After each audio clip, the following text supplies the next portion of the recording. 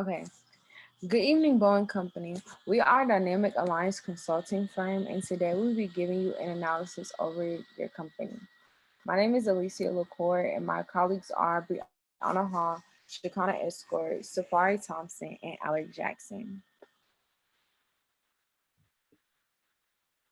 To begin, we'll give you an industry analysis. You guys operate under an aircraft engine and parts manufacturing industry, which is broken down into three major segments.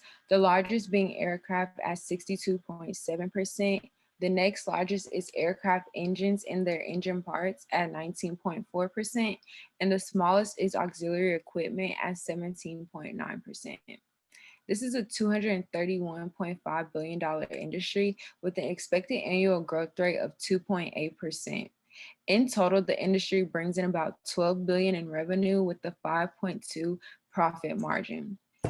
After experiencing a decline during the pandemic, the industry is now expected to rise at an annualized rate of 0.4%, with their profit expecting to fall at 5.2%.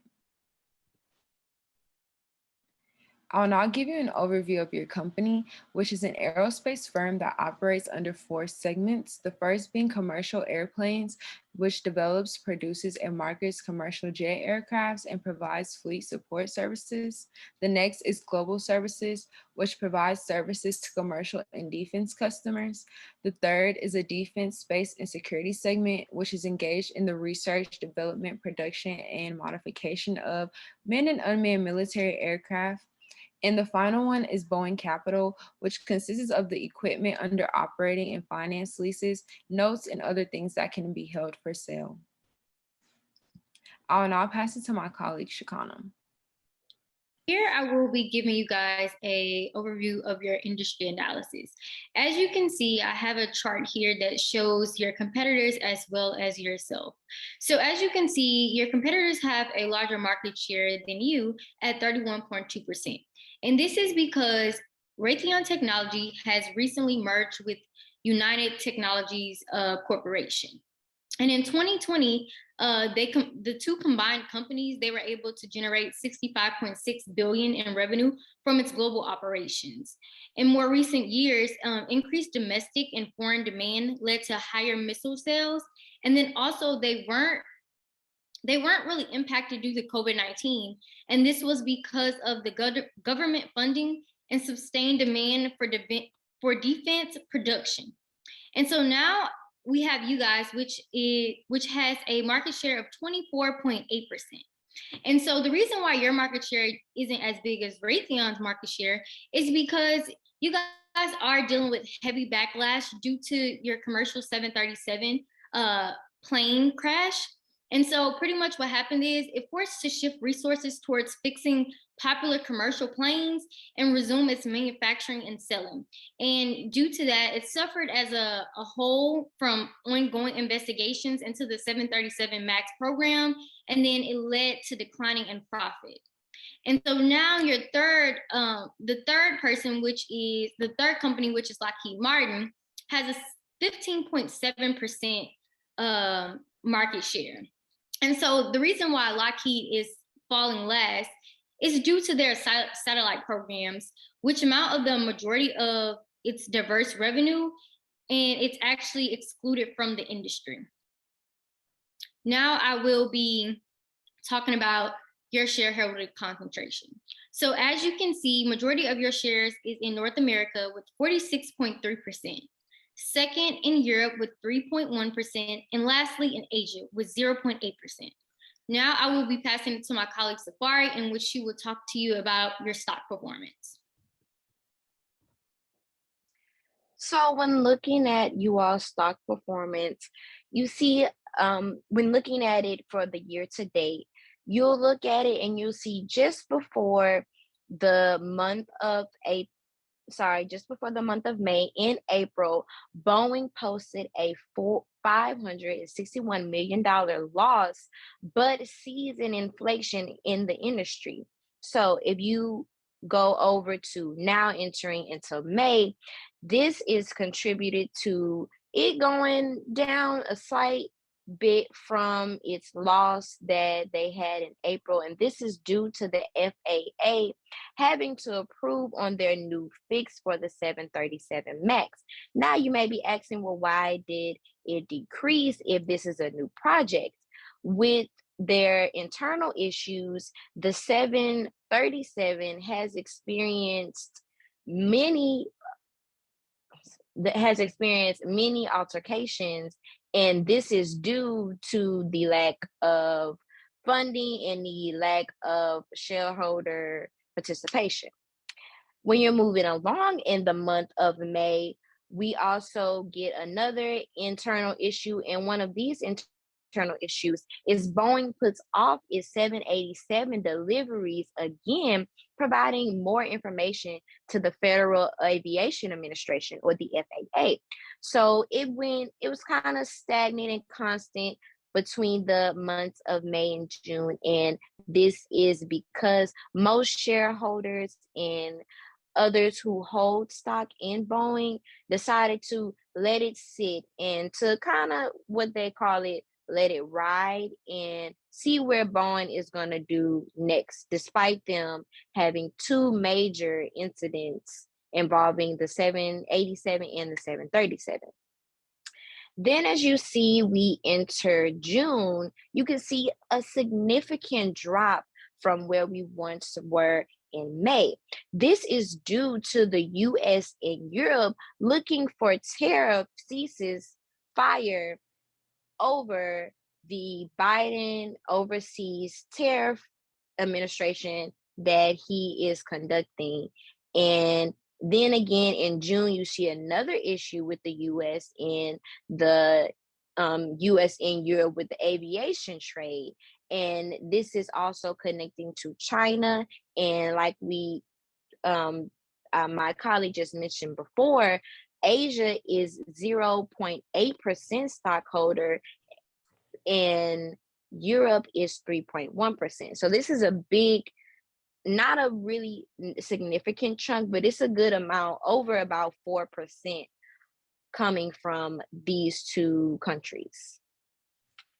Then as you continue to look, and we look at August, and this is due to the big question that they have coming soon, and that is what's going to happen to the 737. Investors have invested money in the 737 despite crashes, despite many attempts to fix and revamp the 737. And at this point, stockholders are getting a little fed up with the same results happening over and over again.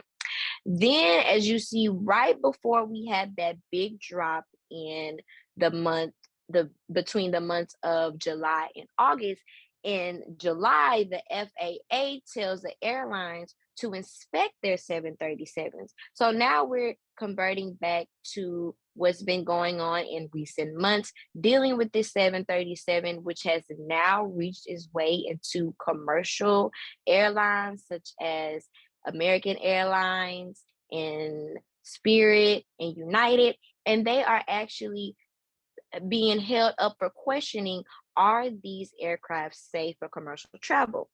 Then, as you can see, as we are getting into this big dip kind of right here, this is when the Boeing reaches their settlement for the shareholders in the 737 crash. So now you'll see a lot of shareholders selling their stock. You'll see a lot of money being sent to those families for the tragedy that happened, and to those countries that the tragedy happened in. So that's where you see that significant drop between the months of July and August. Then as we move on to November, Boeing introduces, as you can see with September and October, it's pretty constant. Again, they're still rebuilding back from that loss, contributing to the $560 million loss that they incurred in April, and now the payment settlement loss that they have had to pay to shareholders and those affected by the crash. So then as you move into November, we see kind of a slight decline, but not too much. And this is due to the new satellite that Boeing hopes to launch into space and hope to compete with other agent other spacecraft industries in getting their satellite in space and orbiting space. Then as you see again, we have a significant drop in November, and this is to due to a the air American Airlines will now trim a lot of its international flights because of this 787 and these 737 delays due to these crashes and due to them having to go back to the manufacturer and be fixed and be regulated so that they are approved for commercial airlines. And now I will pass it on to my colleague, Bree. Now we're going to take a look at your company's net profit margin. So currently, the net profit margin for your company is negative 6.89%. The net profit margin is also known as the income percentage after taxes. And to find the net profit margin, you take revenue, subtract it by expenses, and then you divide it by revenue. So the reason why your company's net profit margin is in the negative is because the 787 Dreamliner program has a 5.5 billion in costs tied to the manufacturing flaws that it's been facing. They took a 3.5 billion pre-tax charge, and you also took 2 billion in additional costs after it slashed productions of the planes. Due to these planes not being able to Due to these planes being improperly manufactured, it resulted in a 15-month delay in Boeing handing over its new jets to its customers. Also, Russia's invasion of Ukraine is a reason why you're in the negative, because you temporarily had to close an office in Kyiv, Ukraine, and you had to stop buying titanium from Russia due to the climate. As a result, 141 jets have not been able to be delivered. So instead of gaining revenue, you are actually losing revenue. Now I will pass the presentation over to my colleague, Alicia. So along with looking at you guys, we also took a look at your competitors and their company. So we're going to give you an overview of Raytheon Technologies first. They're also an aerospace and defense company that operates under 4 segments as well. The first being Collins Aerospace System, which is a global provider of aerospace and defense products and aftermarket service solutions for the aircraft manufacturers. Next, you have Pratt & Whitney, which is engaged in supplying aircraft engines for commercial, military, business jet, and general aviation customers. Third, Raytheon Intelligence and Space, which is a developer and provider of integrated sensor and communication systems for the advanced missions, training, cyber, and software solutions. Then the final one is Raytheon Missiles and Defense, which is a designer, developer, and producer of these integrated air and missile defense systems. I'll now pass it to my colleague, Shakana, to give you shareholder concentration. Here we have Raytheon's shareholder concentration, in which majority of their concentration is held in North America at 67%, second in Europe with 2.7%, and third in Asia with 0.8%. Now I'll be passing it to my colleague, Alaric.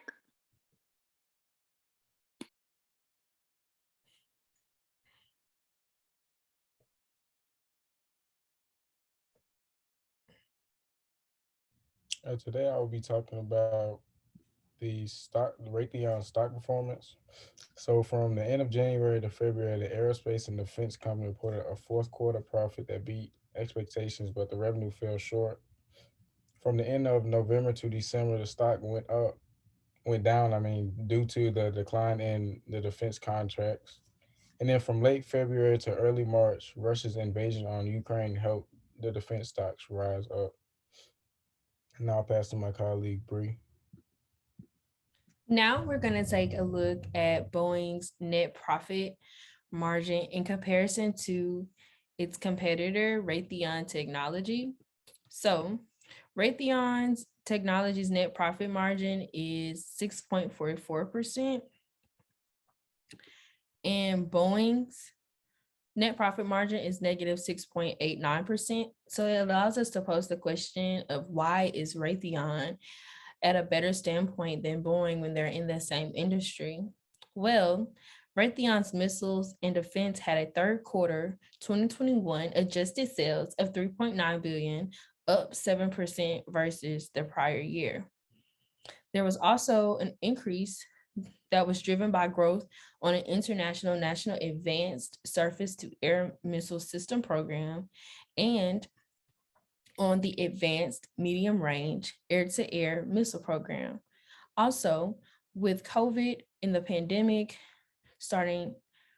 tension starting to decrease, there was an increase in commercial sales due to more shop visits, related spare part sales, and commercial engine deliveries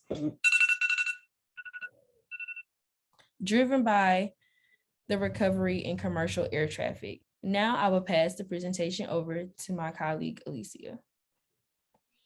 So along with the research that Brianna just stated, we have also discovered that Raytheon Technology also has a higher net profit margin because they completed their RTX merger, which brought them to over $1 billion in revenue.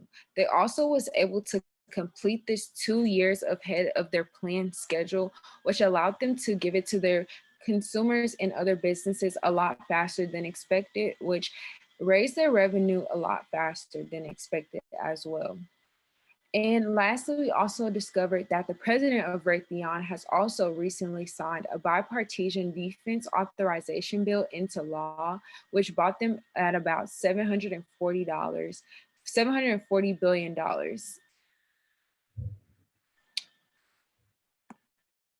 So next, along with Raytheon as well, we have also looked at your competitor company, Lockheed Martin.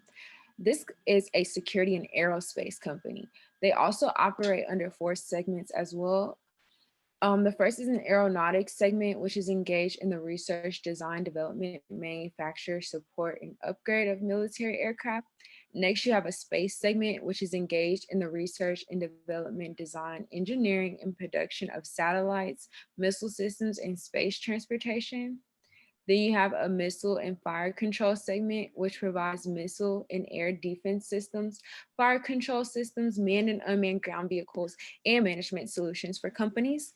Then you have a rotary emission system segment, and they design, manufacture, and service support services for military and commercial helicopters, ships, sea and land-based missile defense systems, radar systems, and other combat things as well. I will now be passing it to my colleague, Shikano. Here we also have an overview of the shareholder concentration for Lockheed Martin, in which majority of their shares are in North America at 69%. Following is Europe with 3.9%. After is Asia with 0.8%. And lastly is Australia with 0.2%. Now I'll be passing it to my colleague, Alaric. Today I'll be talking about Lockheed Martin's stock performance. So Lockheed Martin's stock went up from the end of September to October because the company was planning to acquire an Aerojet Rocketdyne. Its stock also went up near the end of October because the company met their delivery goal for the F-35 with over 90 deliveries. The stock went down toward the end of October going into November because the company took a $1.7 billion non-cash pension settlement charge, which depressed its net income by $4.72 per share. And then from January to February, Lockheed Martin's aerospace and defense company reported a fourth quarter profit in sales that rose above their expectations, but it was also growth in aeronautics, missiles, and fire control, rotary, and mission systems. System sales offset a decline in space sales. And then lastly, the stock decreased a little in March due to the U.S. government saying that they would be buying fewer F-35 jet fighters. And I would pass to my colleague, Bree. Now we're going to take a look at your company's net profit margin in comparison to its competitor, Lockheed Martin. As you can see, your company's net profit margin is negative 6.89%, while your competitor, Lockheed Martin, is 9.42%, which allows us to pose the question, how is your competitor doing better within the same industry? So recently, Lockheed Martin called off its planned $4.4 billion acquisition of Aerojet Rocketdyne Holdings. So that was revenue that they end up not spending. And then also Russia's invading Ukraine opened new markets to Lockheed Martin's flagship F-35 Joint Strike Fighter. And Germany came on board as a customer in recent weeks, allowing more revenue to be made. Now I will pass the presentation over to my colleague, Alicia. So Lockheed Martin has also found different ways to increase their revenue, starting with the fact that they have now been investing $7 billion into dividends and share repurchases. So this has increased their revenue tremendously. On top of this, they have also invested into aircraft competitions, which has been bringing in some additional money. And they have now also created an emerging hypersonic technology, which is something that a lot of the other companies in this industry have not taken initiative on doing yet. So this is going to bring them some new customers and business opportunities. I will now be passing it over to my colleague, Alaric. Today I'll be talking about you all's value proposition. So the average aircraft development process takes nearly 25 years to complete. Boeing was in need of improved process in terms of both cost and speed. The company invested in an interactive CAD system to not only address these issues, but provided the company with a number of additional benefits. And I'll also be talking about the points of parity. So one of them will be you all are considered one of the top defense companies in the world. The second one would be you are wanting to develop a ballistic missile. And the third one would be your facilities are all located here in the United States. And then for points of difference, you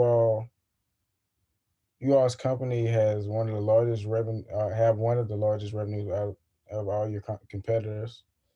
Boeing, well, you all are a more commercial-based company. And then lastly, you all have a larger allowance rate, which is 4% more than any of your competitors. And I'll pass to my colleague, Shakana. Now, what we will do is we'll take a look at your social media strategy. After researching your company, we have noticed that your company's social media strategy is centered around brand awareness. So now what we'll do is we'll give you an overview of your social media strengths and your social media weaknesses, as well as your content strengths and weaknesses. And then we'll then go on to give you your recommendations. So as you can see right here in my screenshots, I have my first screenshot is an example of your content strategy and what you use. So as you can see, the top photo is the top picture is a actual photo content, while the bottom picture is a video content. As you guys see in the first photo, you are receiving more engagement in regards to you are receiving less engagement in regards to your photo content versus your video content. And so what we have noticed is that majority of your engagement is coming from your content type, which is your video content. And so you guys have decided to produce more video content so that you are able to shine the light on manufacturing issues, as well as reduce losing that brand trust that you guys have. And so this will also help with engagement and views, because they are viewing your video content. And so as you can see on the first one, you did have about 12,000 likes with about 500 comments. And on the second one, you did have over 100,000 likes with about 1,300 comments. So my second screenshot is actually a screenshot of you guys actually utilizing Instagram as your social media platform.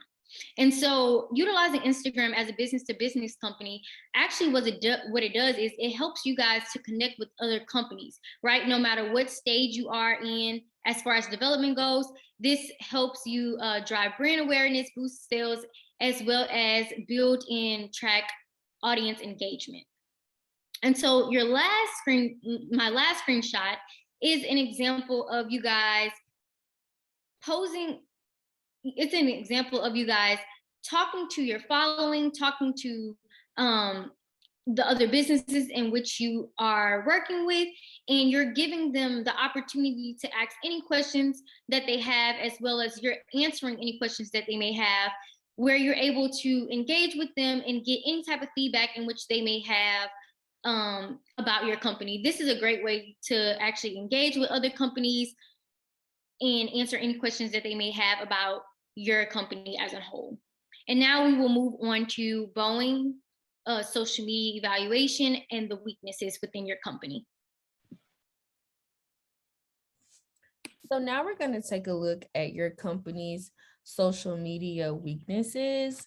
As you can see in the first screenshot, the posts have different dates that are inconsistent. So the first post you can see is February 15th. The next one is March 18th. And following the March 18th post, there's a post for March 29th. So the posting schedule is inconsistent. Sometimes you all post a month apart or days apart or even weeks apart. For a business-to-business social media strategy, one of them is being consistent with your posting, and you're not able to push out as much brand information if you're not being consistent, which would lose the attention of your customers. In the second screenshot, you can see that there are consumers who are complaining about your 737 flights, and you never reach back out to these consumers to basically address their issues. So although the consumers is not your target audience and the companies who purchase with you are, if your consumers do not trust those 737 flights, they're not going to buy commercial flights with those companies. And so ultimately it will hurt your revenue because those companies will look elsewhere for the planes that they decide to purchase. Some of the companies that will be affected are Delta Airlines, Southwest Airlines, and American Airlines, because all of those use the 737 jet. Finally, in the third screenshot, you can see that you all are using brand specific hashtags, which is good. However, there isn't enough to where you will actually end up on the businesses that you will actually end up on the feed or timeline of the businesses that you do business with. According to HubSpot, to have an effective post that will receive a lot of engagement, you need to provide at least 7 hashtags, hidden hashtags in your caption. And any company that has over 100K on Instagram has to utilize those hashtags to make sure that their content will pop up on people's feeds. Now I will pass the presentation over to my colleague, Safari.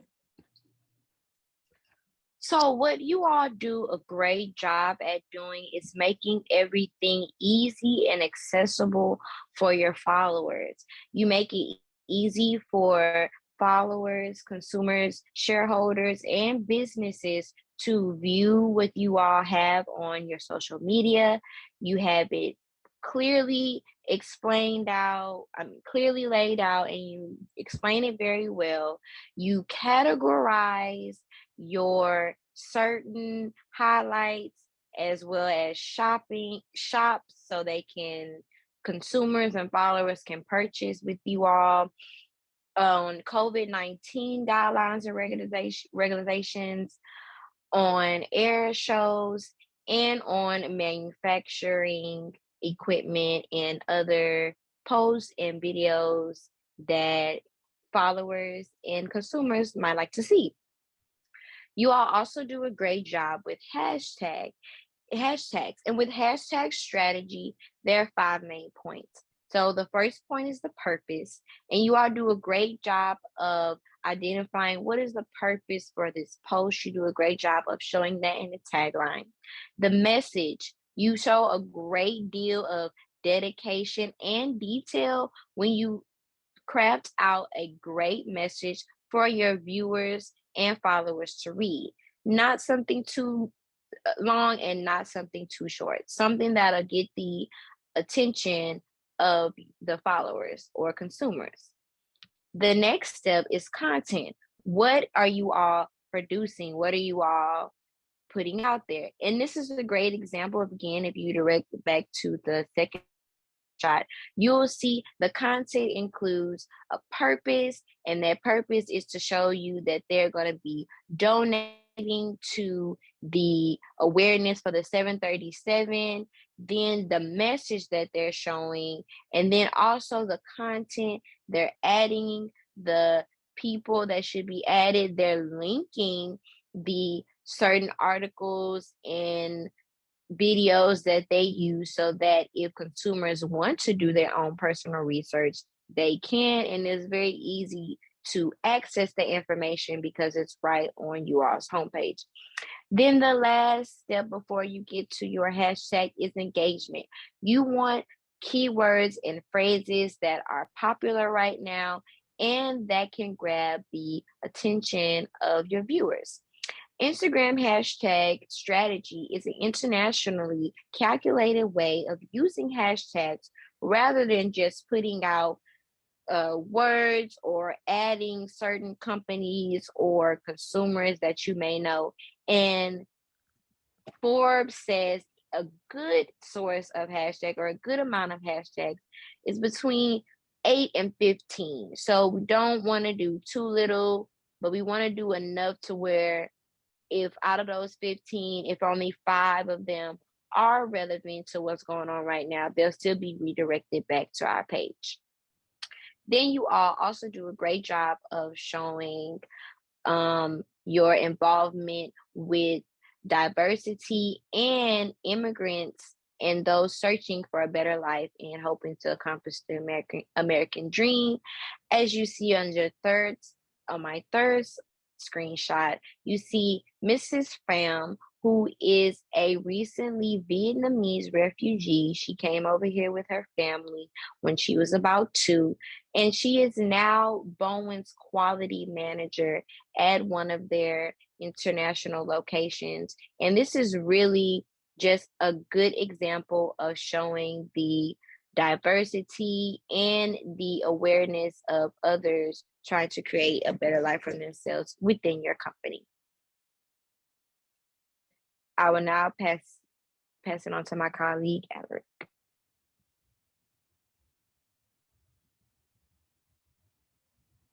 Next slide.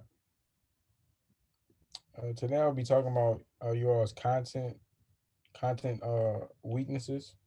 So in the first screenshot, it shows that you all are trying to target certain minorities, but you're not trying to target all the minorities, which isn't it wouldn't be a good look on the company if y'all are just trying to target one minority instead of all of them.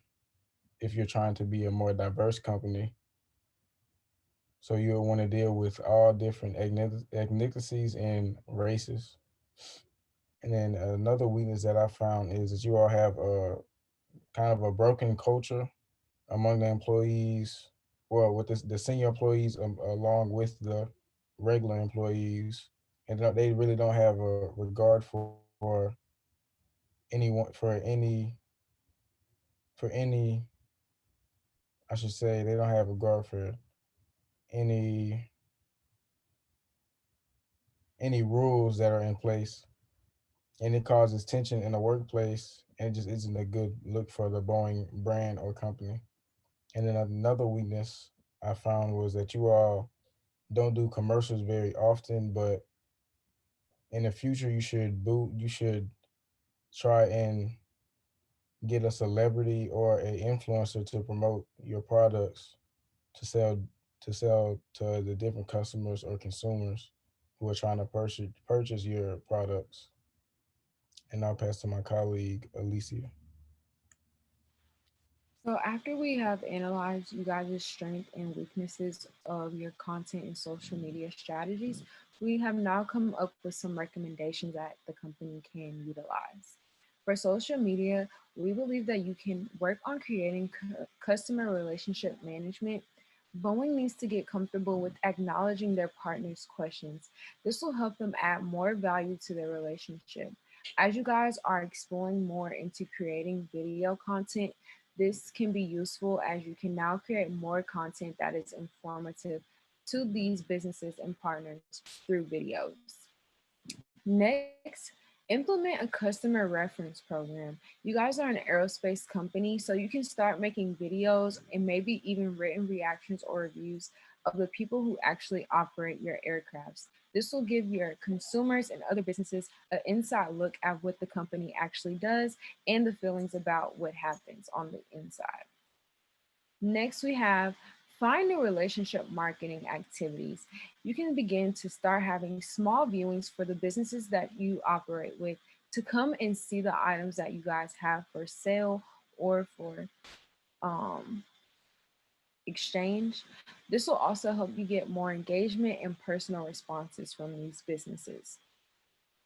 And lastly, you have no operational linkage. At times, you are not utilizing as many hashtags as you can or as many specific hashtags as you can. Start to highlight more historic moments as well. And this will show people why they need to be invested with your content and your information. Next, we will look at some content recommendations that we have. For starters, we want to say you need to create more relationship breadth.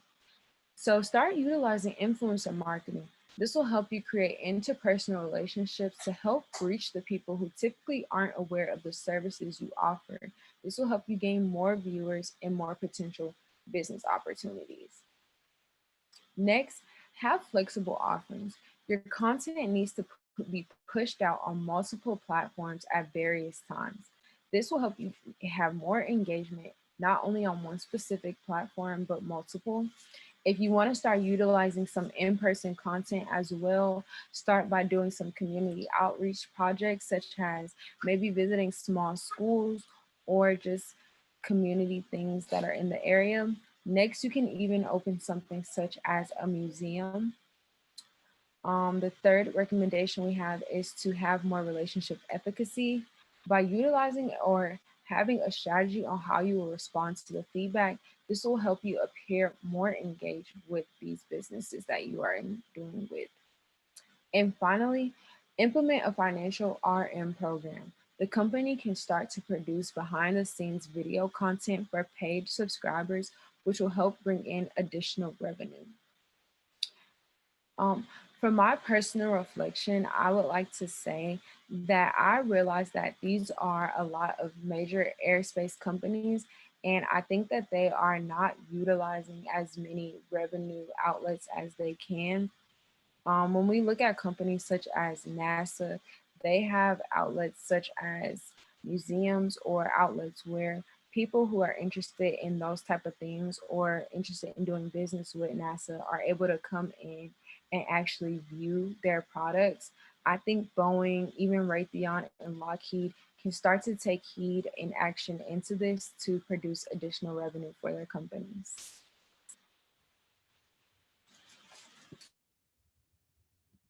What I got from from doing this presentation, I learned that when it comes to social media strategies, business to business companies have to go about pushing out content differently, and I didn't realize how in depth the strategies had to get.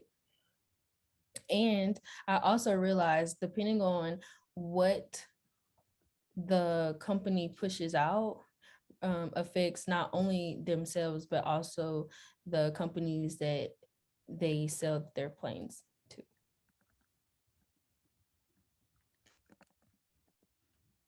What I Oh, have learned is that I actually learned the difference between content strategy as well as social media strategy. Also, as a consultant, I also learned how in depth you really have to know a company to be able to really evaluate that company and then offer recommendations to then help that company. So that's what I learned, and it was a great experience. Now I'll be passing it to my colleague Alaric. The thing that I learned was that Boeing is one of the highest defense company in the U.S. out of Lockheed and Raytheon, and Boeing also has a larger allowance rate than Raytheon and Lockheed. I pass to my colleague Safari. One of the things that I learned is about hashtag strategy, and that the right hashtags to the right audience and with the right content can generate lots of revenue and traffic to your social media sites or your website. And that concludes our presentation. Here are our references that we utilized. And thank you.